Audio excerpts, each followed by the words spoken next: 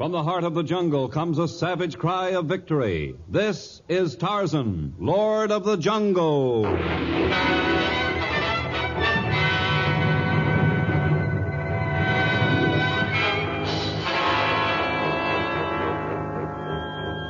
From the black core of dark Africa, land of enchantment, mystery, and violence, comes one of the most colorful figures of all time, transcribed from the immortal pen of Edgar Rice Burroughs. Tarzan, the bronzed white son of the jungle. And now, in the very words of Mr. Burroughs, the story of Tarzan in captivity.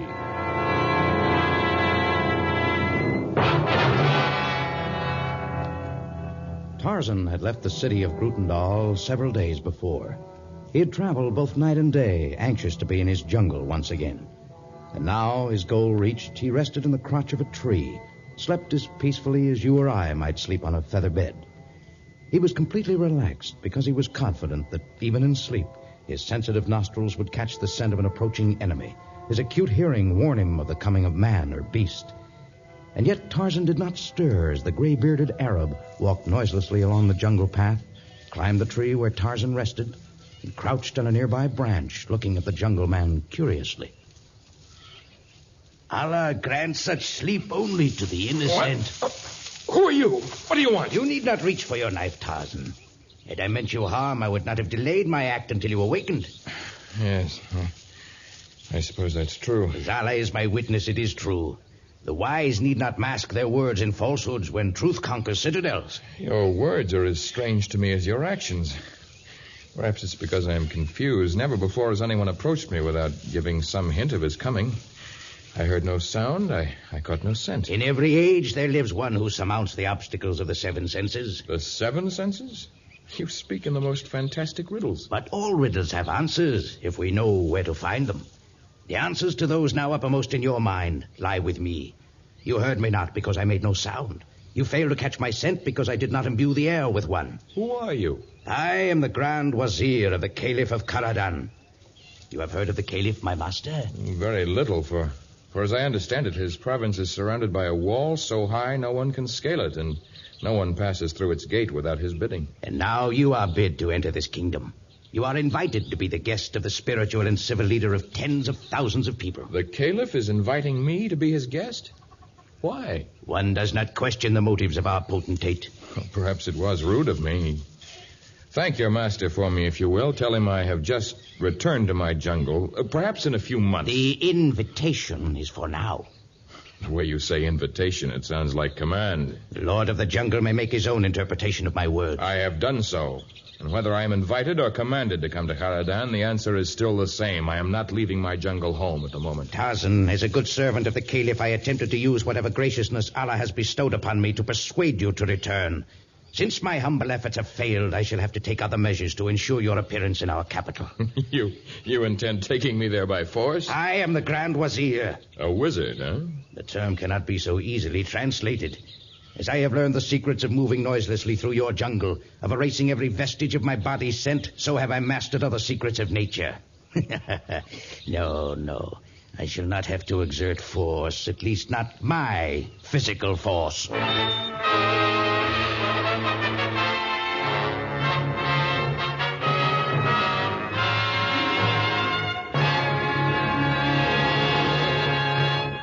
In just a moment, we shall return to our story of Tarzan in captivity.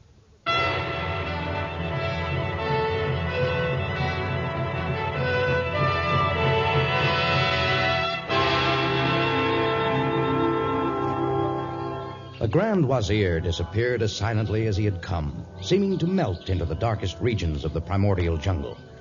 Tarzan did not know fear in its ordinary sense, but his brow was furrowed and his thoughts still remained with the emissary of the Caliph as he made his way cautiously through the jungle. And even as his thoughts conjured possible dangers from the Wazir, a sleek, powerful black panther came toward him. But as it sprang, Tarzan turned, twisted from its path, pulled his great hunting knife from its sheath. The beast was a clawing, spitting fury of destruction as it lunged at Tarzan's throat. But Tarzan moved a split second before the cruel fangs could find their mark, and with one great stroke, his knife plunged deep into the flesh beneath the shiny black fur.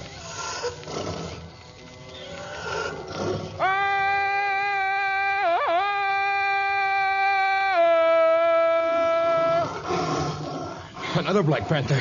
And another. And still a whole pack of them. But this is mad. Black Panthers in this district, and a pack of them. They don't travel in Ada! Ada! The Grand Wazir. It's well that I am here, and that these Black Panthers do my bidding. Another moment, and you would have gone to your maker. That is true.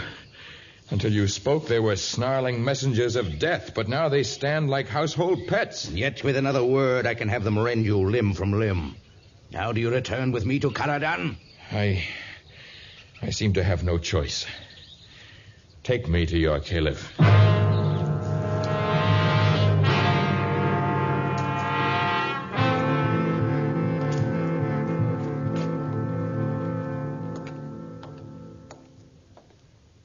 Perhaps I should have accepted your first invitation, Grand Wazir. I have never seen such splendor. It's something to remember. These halls are of marble, brought over 8,000 miles for the caliph's palace. The walls of the throne room are encrusted with more jewels than you could find in the earth, were you to have 1,000 miners dig for 1,000 years. Are we on our way to the throne room now? No. The caliph has no desire to have his emirs, viceroys, or grandees of the realm learn of his business with you. We are invited to his chambers. Invited? You still have a strange concept of the meaning of that word. This is the entrance to the caliph's chambers. Tarzan, I would humbly offer you a bit of advice. Do not anger the caliph. Do not, for example, depreciate his invitation. You have your choice of being treated as an honored guest or as a slave. During the few hours I've been here, I have seen how your slaves are treated. You witnessed but a few lashes of chastisement. There are more, serious punishments for more serious crimes. This is the door to the caliph's sanctum. The Grand Wazir? It is indeed the Grand Wazir, Your Excellency. Enter.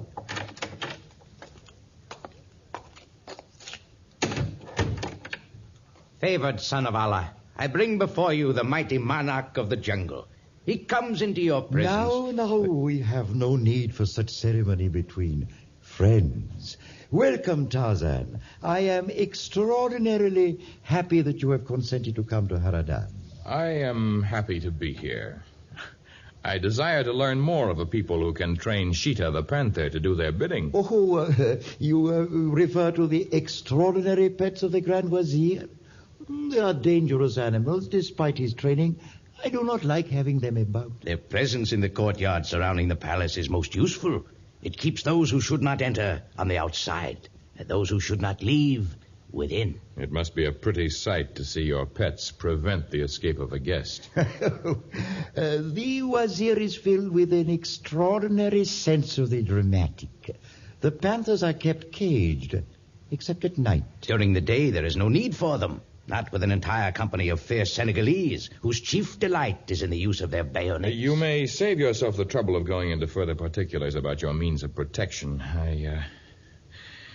I'm quite confident no one could gain access to the palace without consent or leave without permission. Tarzan, we have had quite enough of this discussion.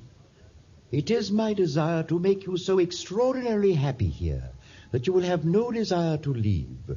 My greatest joy will be to heap riches upon you, to shower you with the treasures of my realm.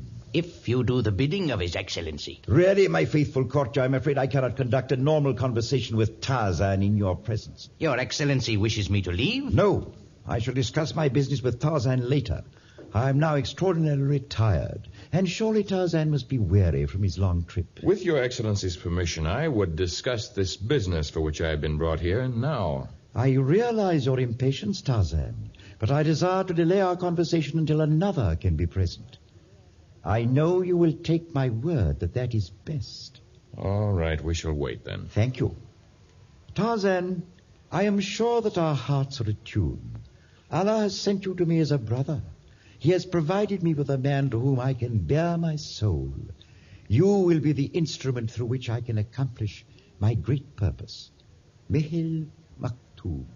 It is written thus. Mihil Maktub. It is written thus. Strange, enigmatic words that meant everything and nothing. What business was there to be transacted between Tarzan and the Caliph of Caradan? How was Tarzan to serve as the instrument through which the Caliph was to accomplish some great purpose? The questions crowded Tarzan's mind, as the Grand Wazir guided him through the endless corridors of the extravagant palace, by 100 gold-encrusted doors, past a score of watchful sentries, through an exquisite inner garden, and to the gates of a special wing of the palace, a section of the ornate structure even more luxurious than the rest, if such a thing were possible.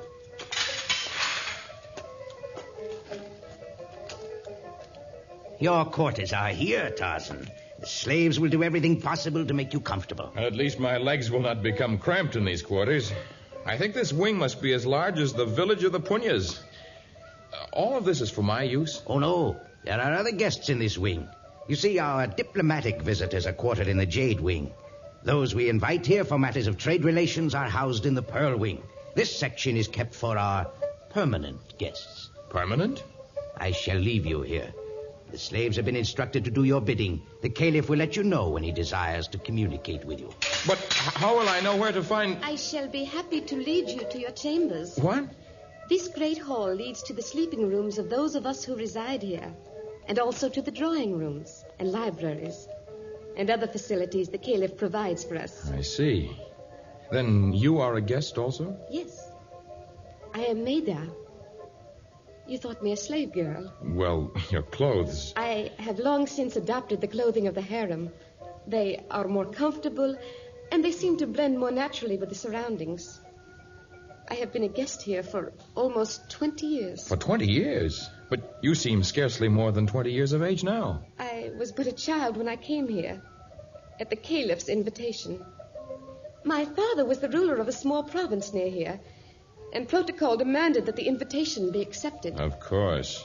While I was here, a revolution broke out in my country. My father was killed. I'm sorry. Perhaps the revolution was not instigated by the Caliph, but he did not desire that I should return to my people, for he was anxious to annex my country to his. And if you returned, your people might have elected you ruler?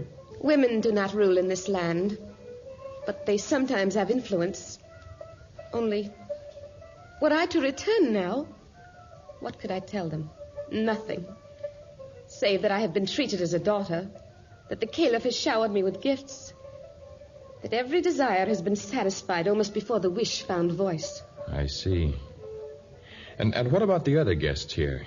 A scientist who parted with many wonderful secrets and was rewarded richly, but cannot be permitted to leave, lest he also tell his secret to others. Some of the Grand Wazir's information comes from him, then? They meet often. Also, the Wazir has many conferences with the others. The architect whose genius must design buildings for the Caliph alone. The goldsmith, the lapidary, the gunsmith, the others. But I am not an artisan. What can he want with me? I do not know. But I know this. Regardless of what the Caliph tells you, regardless of how charming he is to you, he will never permit your departure. Even after you have served his purpose. It is his inflexible rule. And should you refuse to serve him... Yes? What if I should refuse to do what he asks? I have been here 20 years. Many nights have I been sleepless, kept awake by the screams. And many days have been filled with the horror I have seen in the courtyard below. The screams, the anguished cries of torment came from those who refused the bidding of the Caliph of Caradan.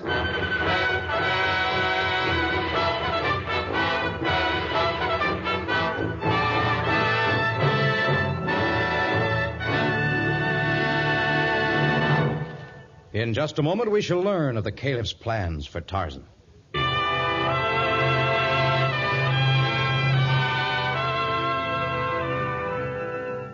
Although Tarzan much preferred to eat the meat of freshly killed game and to drink water from a swiftly flowing jungle stream, he could not help but admit that the repast served to him in the wing of permanent guests was a delicious one, an assortment of the Orient's richest delicacies and most delicate ambrosias.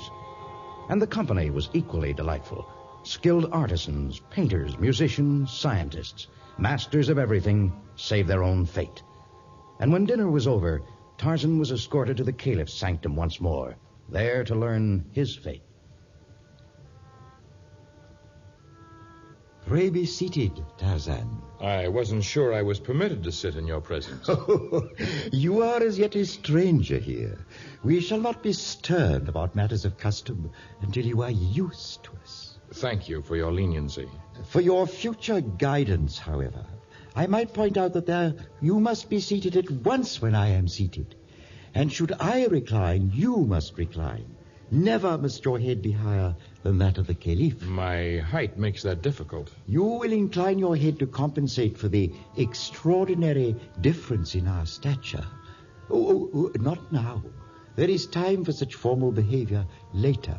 Now, I would talk to you as a brother. I certainly have no desire to delay our talk, but you did say something about waiting until someone else could be present. My Ibn will be present shortly. Ibn? I'm sorry. My knowledge of Arabic is very limited. Oh, 1,000 pardons. Ibn means son. The Amir of Karadan will present himself when the time comes. Amir? That means prince? Precisely. And it is of the Amir that I would speak to you. It is for him that I have called you from your jungle. I do not understand. Oh, you will. It will be extraordinarily clear to you in a moment. I hope so. When you entered my province, you observed a great wall, so high that no one, not even the Lord of the Jungle, can scale it. I saw the wall. For many generations, it has kept us secluded, alone, free from foreign influences, away from the contamination of other peoples. Yes? But we are living in a different world. No longer can my people stay apart from others. No longer can the wall serve as an effective barrier against progress. Soon, my people will intermarry with others. Their ideas will become ours. Their customs will intermingle with those of Kharadan. But what has this to do with the Amir and me? I was raised in the old manner. My speech is that of another age. Because I was a prince, I could not learn to play as other boys. I could not attend school. I could not learn the ways of the outside world. My son must be raised differently. But you surely do not think of me as a teacher. An extraordinary teacher. I did much research concerning you. I've ascertained that you excel at every form of athletics. I've ascertained that you speak a dozen languages, that you have knowledge of many subjects. I want you to train the Amir so that he can be prepared to face a modern world. But I am not a teacher. There are many tutors you could engage. My son will be taught by no spectacle-wearing, mincing schoolteacher. He shall be taught the ways of man by a man. I, the Caliph of Kharadan, have spoken. I see. I pull the silken cord that will bring my son here. Of course, it is your privilege to turn down this assignment if you are not made happy by my request. I am free to refuse your request? But of course, it would give me extraordinary pleasure were you to accept. No, another prince! No, do not strike me again! Be off, and do not repeat your French, wretched slave. My son, something has caused you annoyance? A wretched slave girl. She failed to cast her eyes to the ground as I passed. She will not repeat the offense, I can promise you that. It is well. Amir, come close to this stranger in our midst. He is Tarzan, Lord of the Jungle. You're a member of nobility? My subjects number thousands of savages and tens of thousands of animals. Ah, then you hold a position that entitles you to speak to me without kneeling. Thank you for the privilege. I do not permit most people to converse with me, except through an intermediary who holds noble rank. Beloved son, I have been persuading Tarzan to accept the role of your tutor. Wouldst thou be pleased with him as a guide to the workings of the modern world? Could he make me strong, like he is strong? He could. Then I will accept his teachings. I desire greater strength in the wielding of my whip. Tarzan, now that you have met the Amir, will you accept your assignment? There are many things I should like to teach the noble prince.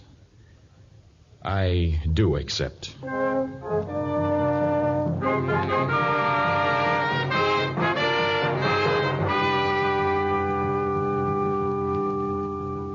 have never seen such a change in anyone in my life, Tarzan. What have you done to the prince? I have attempted to teach him humility, sympathy, and understanding of a few new values. And he looks so different. Why, during the few months you have been here, He must have grown inches. Oh, more important than that, I've tried to instill in him the idea that the stronger one is, the more restraint one must show in the display of strength. It is a lesson his father might well learn. It's too late to teach the caliph, I'm afraid, but perhaps the lessons may help his son to exist in a modern world. What is the modern world like, Tarzan? What kind of clothing do women wear? What are the latest fashions and carriages? And is it true that now people can speak to one another at some distance by means of some invention? But surely the scientists here have told you of the outer world. One finds it hard to believe stories that might as well be fairy tales told to children. Mida, I have about completed my mission here, and when it is complete, I shall be a permanent guest who proves most impermanent. If I can, I shall free you also.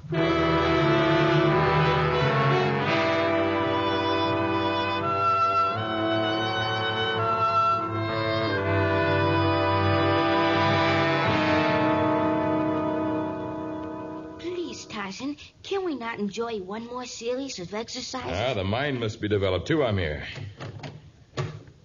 Oh, here is a slave with some cool drinks. We will enjoy them during our French lesson. I bow low and proffer sweet ambrosia, noble Amir, favorite son of Allah. Right, slave. In the modern world, one does not bow before another. But thank you very much for having brought the refreshments. Blessings upon thee, noble prince. Did I speak well, Tarzan? You spoke like a real prince among men. But you must learn to speak so in many tongues, for someday you will travel. Now, the lesson. Voulez-vous me dire quelque chose de la fête du 14 juillet? Eh bien, c'est la fête nationale aux commémoration de la Bastille. Very good, very good. Tarzan, tell me, what is Bastille Day? Really, I mean, the thought has been preying on my mind. Yes, and well it might. For in every land there comes a time when the subjects of an autocratic ruler turn to revolution. On Bastille Day, on July 14th, 1789, the French threw off the yoke of their ruler. A few years earlier, in 1776, America had escaped from England's tyranny. This was the birth of democracy, something that is not known here. But, Your Excellency, Tarzan's presence threatens our very way of life. Perhaps you exaggerate, Grand Wazir. But I have heard these things with my own ears. Were the Amir to succeed to your throne, he might well do away with our form of government. Extraordinary, extraordinary. Obviously, something must be done about Tarzan. I heard them, Tarzan. By morning they will come to the wing of permanent guests. A dozen slaves will pounce upon you as you sleep. You will be dragged to the dungeons. It is time for me to leave now anyway, Mida. My real purpose has been accomplished. But the sentries and the panthers... I shall have to take my chances. Do you wish to brave death for liberty? No. I am not afraid of death. But I am unprepared for the world outside. I shall wait here and hope that the seeds you have planted in Amir will someday bear fruit. Goodbye, then, Mida. Perhaps I shall be the first permanent guest to make his escape. And perhaps not.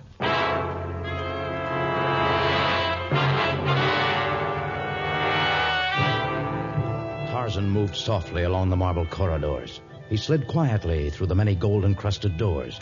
He leaped across the moat surrounding the palace and managed miraculously to avoid both the sentries and the panthers. But the great obstacle was yet to be overcome, the high wall that surrounded the city.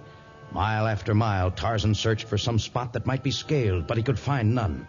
And then, suddenly, almost directly at his side, a section of the wall swung open.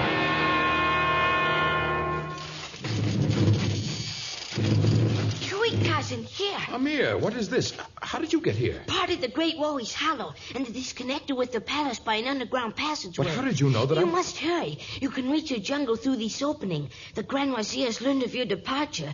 Unless you pass through the wall here, you will stand little chance. Hurry, please, and Allah be with you. Goodbye, Amir. And may you someday rule with the love and affection of your people. Goodbye, Tarzan.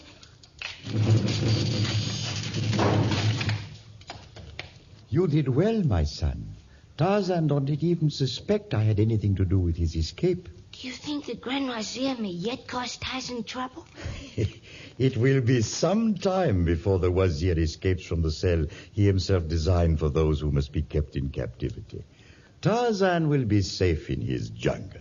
I shall miss him. And likewise shall I. Tarzan is truly an extraordinary person. Yes, extraordinary.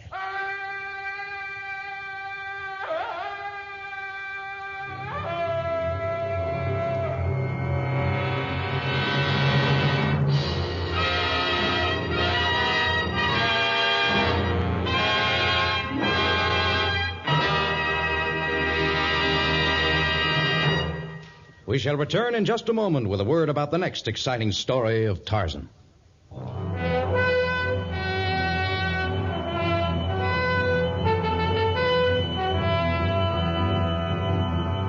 15 degrees north of the equator, in the heart of the Anglo-Egyptian Sudan, the Blue Nile and the White Nile meet, forming a narrow hook of land strangely shaped like an elephant's trunk. The city that lies there has been given the Arabic name for elephant's trunk, Khartoum. And it is from Khartoum that many safaris have started in quest of the now almost forgotten gold of the Sudan. Tarzan, a transcribed creation of the famous Edgar Rice Burroughs, is produced by Walter White, Jr., prepared for radio by Bud Lesser, with original music by Albert Glasser. This is a Commodore production.